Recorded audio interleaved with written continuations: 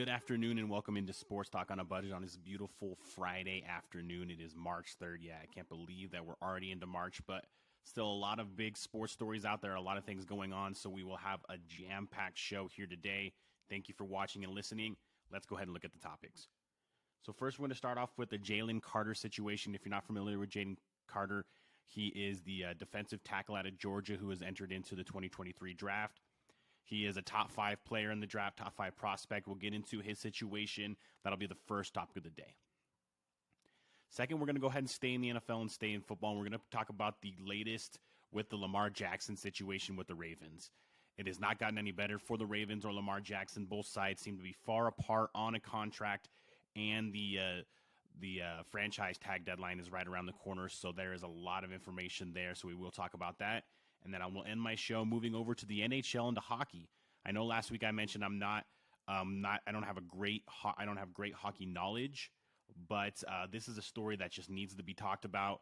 A lot of facts here, so not a lot of opinion, but just a lot of facts. But we will talk about the Bruins' historic season and just everything that the Boston Bruins have done so far this year on their historic run, one of the best regular seasons of all time. So with all that being said, let's go ahead and dive into the show. So as I mentioned, the first things first is going to be that Jalen Carter situation. So this situation kind of all stemmed on Wednesday. So Jalen Carter was arrested on Wednesday on charges of reckless driving and racing. The misdemeanor charges were in connection to the crash that killed the Georgia offensive lineman Devin Willock and Georgia staffer Chandler LaCroix back on January 15th. Now, I don't know if you guys remember that story or anything, but that was a big story back in early January. We were about a little over a week removed from the national championship, where obviously Georgia defended their title and went back-to-back in the national championship with their absolute just shellacking of TCU. But then, yes, less than a week later, basically, they're mourning the loss of one of their players and one of their main staffers in Chandler LaCroix. Turns out that in that incident, that it was suspected that Jalen Carter may have been street racing against LaCroix and Willock, and that's what led to them. That's what led to their fatal crash. So yes, Jalen Carter was. Reports say that he was present at the scene. So Jalen Carter was present at the scene, but also reports are saying, and police reports are saying, that he kind of gave shifting accounts of the incident. So a lot of his stories don't add up. They don't really match and things like that. So there is issues there as far as what. How Jalen Carter was why he was at the scene. How was he involved in the crash? Was he involved in the crash? Was it just kind of a fatal, crazy, tragic accident, or was there something more to it? And then Carter released a statement right after the warrant for his arrest, saying that he expects to be fully exonerated from any criminal wrongdoing.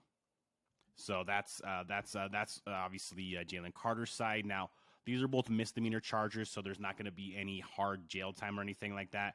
Probably just fines and maybe a little bit of jail time, but nothing big. They're like I said, they're just misdemeanors. They're not felony charges or anything like that. We haven't got to that yet as far as with Jalen Carter yet. But like I said, Carter is alleged to be racing against Willock and LaCroix at the time of their fatal crash. So if that was the case, that could lead to a little bit more. But obviously, if you're racing against somebody and they end up crashing and dying in that crash, are you basically on the hook for their death or anything like that? Not exactly. I don't know what the legality would be of something like that, but I can't imagine someone being charged with murder or even manslaughter or even murder in the second or third degree or whatever they could come up with. So it'll probably just stay those 2 misdemeanor charges of reckless driving and racing. But still something huge right now for Jalen Carter. And there was some thoughts to be believed. Todd McShay brought this out a while back, that there was thoughts around the league that Jalen Carter had character issues. Now, I never heard anything. Obviously, I don't have my ear to the ground in Georgia or in Athens or anywhere in the SEC. But from all accounts, I listen and I watch a lot of people who are close to the SEC, close to the Georgia program, and all accounts coming out of that Jalen Carter was a good teammate, was obviously a great player, was a good locker room guy as well. So there wasn't a lot of character issues, or at least character issue reports coming out of Georgia before all of this dropped. So a lot of people took the Todd McShay talking about that on ESPN as he was talking. Obviously, he's one of their lead draft experts along with Mel Kiper and other guys as well. But talking about potential character issues with Jalen Carter, a lot of people dismissed that and kind of went after Todd McShay and said, hey, like you don't have a whole lot of evidence showing that he has character issues. Don't go out there and just say this. You could ruin someone's life and someone's reputation just by saying that. But either way, I mean, we still are a long way away from really finding out. In these kind of situations, I really like to kind of, let the investigation, let the legal process take its course. Because, I mean, if it comes to be that maybe he was just near the scene and heard about the accident and came there, or if it does come to be that he was recklessly driving and was racing against Devin Willock and Chandler LaCroix, and they end up losing their lives. Like I said, he's not on the hook, and he's not going to be charged with manslaughter or any kind of murder in any degree, but that would really hurt his reputation, and that would really obviously hurt his draft stock. But at this moment in time, there is not a ton of information coming out. The Atlanta Journal-Constitution was the one that initially reported this story, and then obviously the Atlanta Police Department was the ones that issued the arrest warrant for Jalen Carter Wednesday morning. Now, he was arrested Wednesday, but he was released Thursday morning on a $4,000 bond, and he did return to Indianapolis and to the NFL Scouting Combine on Thursday as well. So he is back at the Combine, sitting down with GMs, coaches. I haven't seen him on any I haven't seen him talk to any reporters or be on any TV or anything like that. But you definitely will bet that he is going to sit down with coaches, GMs, owners, and I can almost guarantee that the first questions out of those GMs, coaches, and owners' mouth to him when they're sitting with him is, hey, what was your involvement with this situation? What were you doing there? What part did you play in this tragic incident that took the lives of two young people? What part did you play? And not just that, what else have you done? Or how are you going to, rectify your reputation in this situation going forward? Because even though this doesn't matter, if you look at Jalen Carter was probably no lower than the top 3 players in this draft. Me personally, I thought Jalen Carter and Will Anderson were the best 2 players in this draft. So that's Will Anderson, the defensive end from Alabama, and then obviously Jalen Carter, the defensive tackle from Georgia. I thought they were the best 2 players in this draft. I thought they would go no lower than 5. Now, sometimes defensive players and non-quarterback players will drop a little bit because teams will get desperate and trade up for quarterbacks, or they'll overdraft quarterbacks in the top 5 to 10 picks. Either way, I didn't really think there was a scenario that Jalen Carter fell out of the top 5. I really didn't think there was a scenario, but now there may be. And that is a bigger question because obviously Jalen Carter's professional career hasn't even started yet. Obviously, he's made some money at Georgia through NIL and things like that, but he was still kind of considered an amateur athlete at that point. So his career or his professional career hasn't even started yet, and now it is going to be starting with this kind of cloud hanging over him until the investigation comes out, until we really find out what happened on that January 15th night. Was Jalen Carter directly associated with all of this? Was he just happened to be there? Was he really recklessly driving and racing against Willock, and that's how him and Willock and LaCroix end up losing their lives? All of this will come out, and like I said, I think this is a wait-and-see situation, but this has made the process a lot more difficult for Jalen Carter.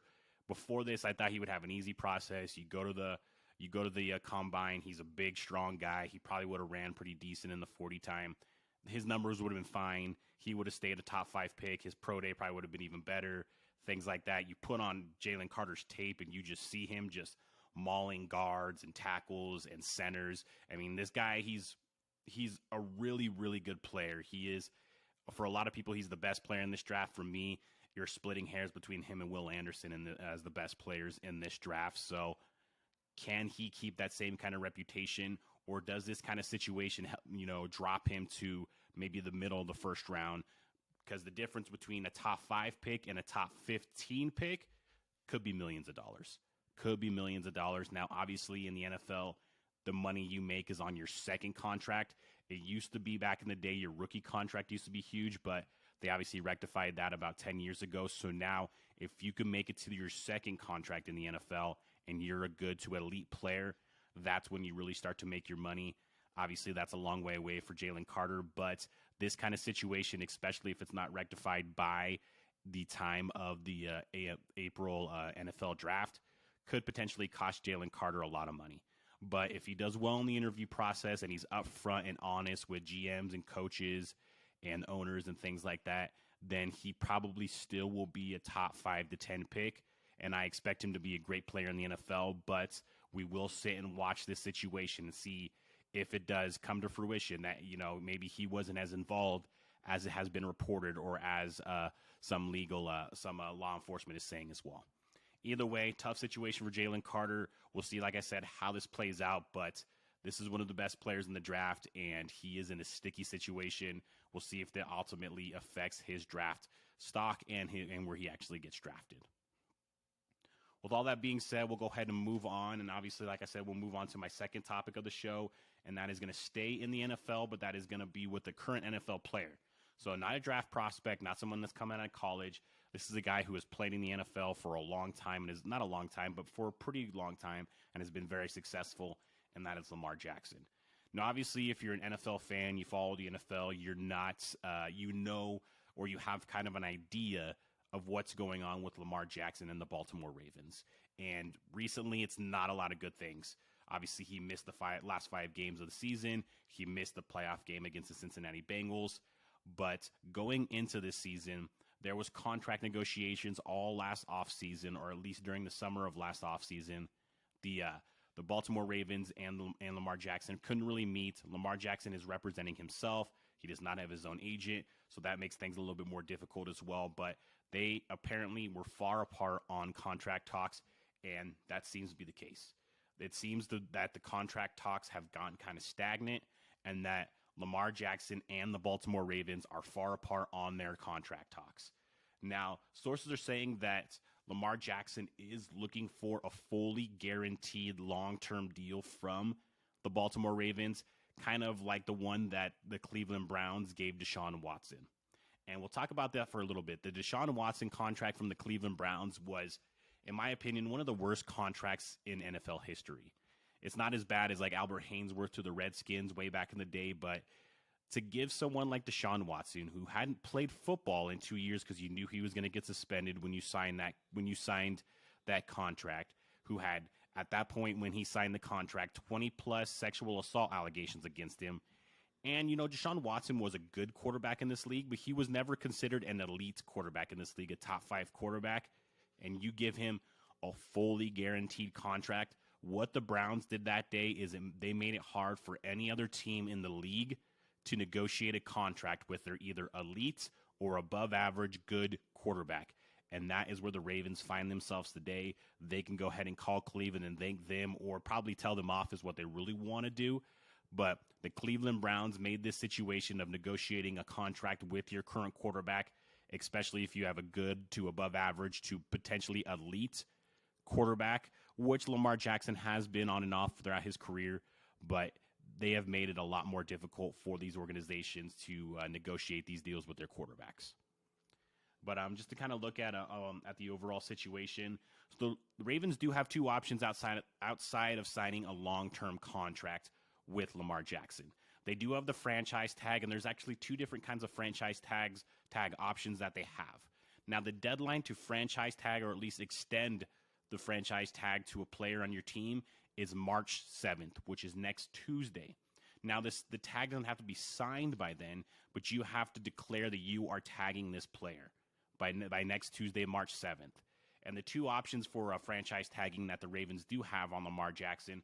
So the first one is the exclusive tag.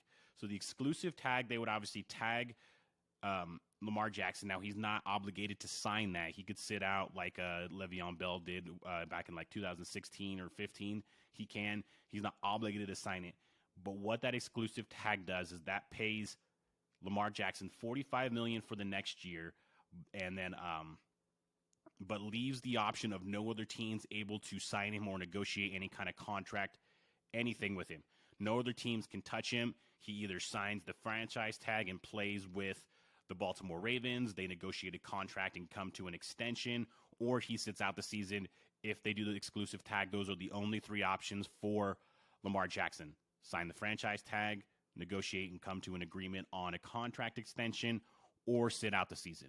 So those are the only three options. They also have the non-exclusive tag. And the non-exclusive tag is not as big of a hit on their cap space as the franchise, the regular exclusive tag. It'll pay Lamar Jackson $32.5 million. But any other team in the league can negotiate and talk to Lamar Jackson and sign him. But if they do go to sign Lamar Jackson, there is a compensation of 2 first-round picks that team will have to give to the Baltimore Ravens. So those are the two options for the Baltimore Ravens. Either option, if you go with the exclusive tag option, you don't have to worry about him going to another team. The only thing is you're giving him $45 million for the next year, and that makes it tough to sign other players and pay other players. So that's going to be really hard on your cap. If you do the exclusive tag and you're only doing $32.5 million, so you're paying him about $12.5 million less, there is other teams that could come in, but you can end up getting 2 first-round picks for Lamar Jackson. He may end up getting more than that in a trade. If you were to trade him, he may not. But either way, you would get some sort of compensation.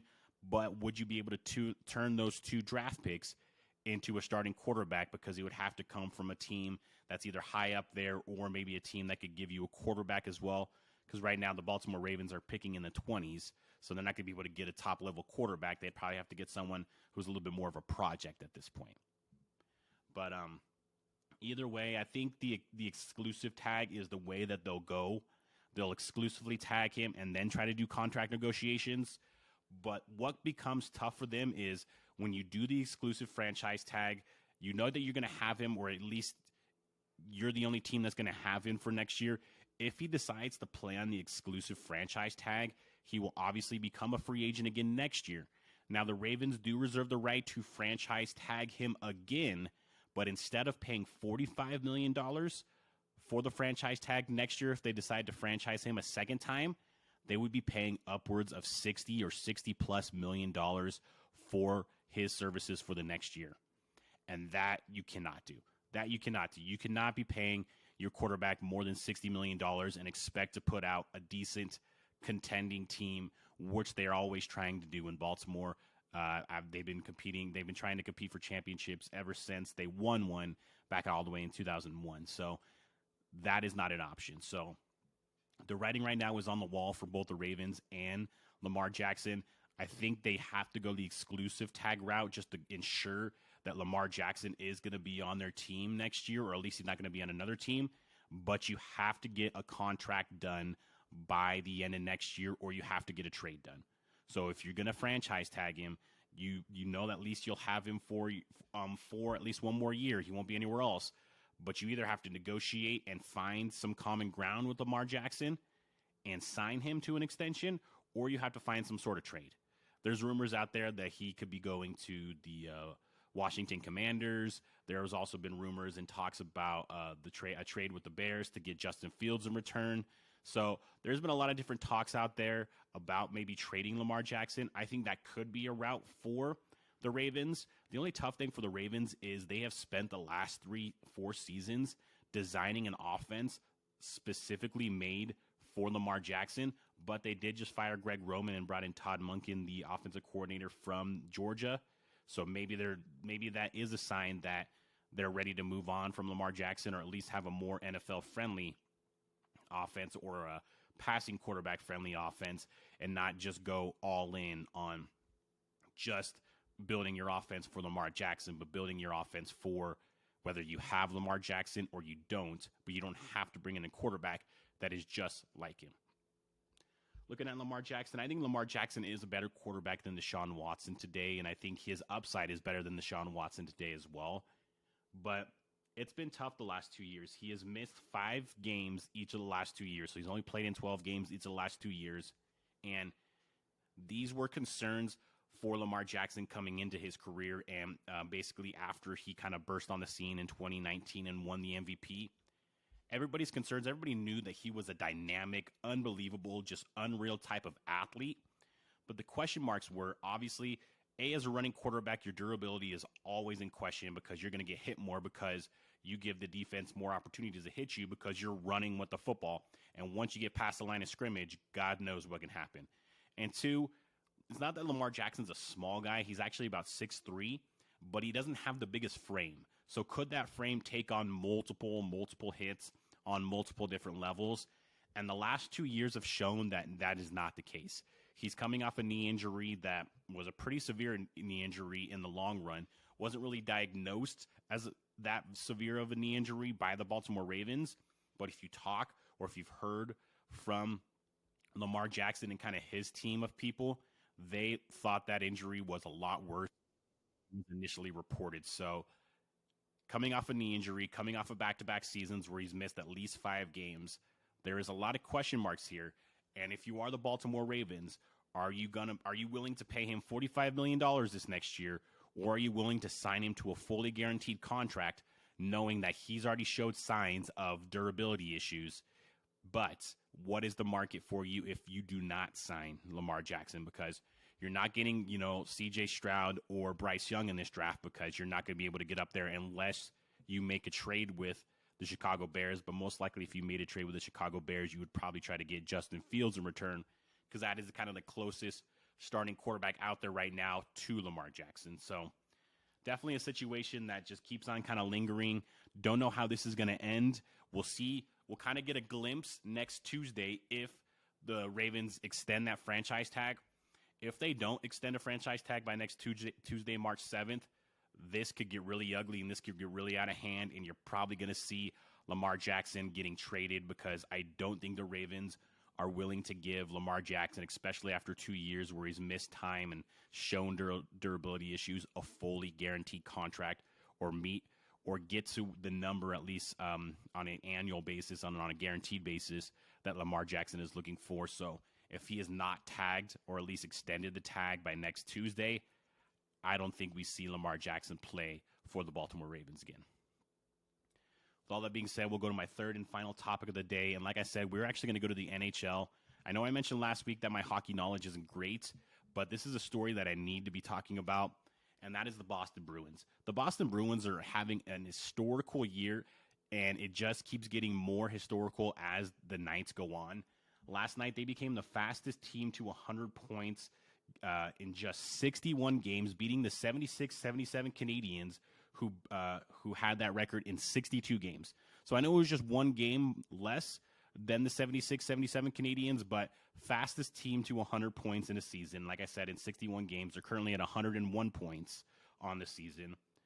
They are 32 points away from breaking the all-time record, also held by the 76-77 Canadiens, and they have about 21 games left.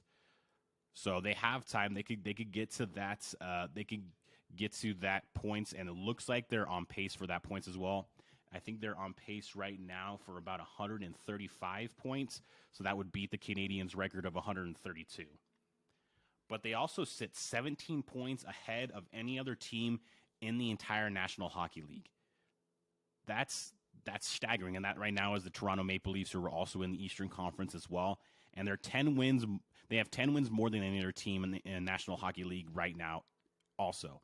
Now, the Toronto Maple Leafs are having a really good season, but no one's talking about it because it pales largely in comparison to the season that the Boston Bruins are having. They're 10 wins back of them, 17 points behind them.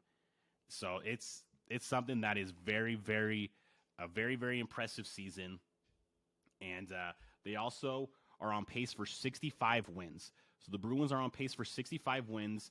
That would break the record, which was set by the 95-96 Red Wings and then 18-19 Tampa Bay Lightning of 62 total wins. So that would break that record as well. So it's a crazy record-breaking season for the Boston Bruins. They keep winning night after night. They won 7-1 last night over Buffalo. They got an overtime victory a couple of nights ago as well. So they're a team that is just finding ways to win and finding ways to get victories and just making sure that they stay hot. But according to Brad Marchand, obviously the star winger for the Boston Bruins, he said in an interview back on February 23rd that the team, he basically said, we could care less about any of these regular season records because it doesn't really mean anything. And he has a little bit of a point there because we've seen teams in other sports in the past have these record-breaking seasons. I mean, or they have the best regular season of all time, and you fall short. I mean, two teams that I think of right away is the '07 Patriots, who went undefeated in the regular season, got all the way to the Super Bowl 18-0, and they lost to the New York Giants and finished 18-1. They had a chance for the best season ever, tying the 72 Dolphins for an undefeated season, but they would have played 3 more games than the Miami Dolphins, so they would have had the most wins in a regular season of all time as well. So they had that going for them. And then obviously we all remember the 2016 Warriors, who went 73-9 in the regular season, beat the 96 Bulls record, made it all the way to the finals, were up 3-1 in the finals, and lost to LeBron and the Cavs. And obviously they ended up winning a couple more titles after that. Same with the Patriots. It was a little bit longer for the Patriots before their next title, but they did end up winning a couple of titles after that.